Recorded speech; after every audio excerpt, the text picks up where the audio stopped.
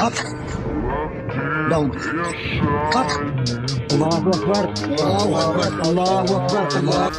तुम आतंकवादी हो बेटा, तुम अभी भी नए नए सीख रहे हो, तुम अभी नए नए आतंकवादी बने हो।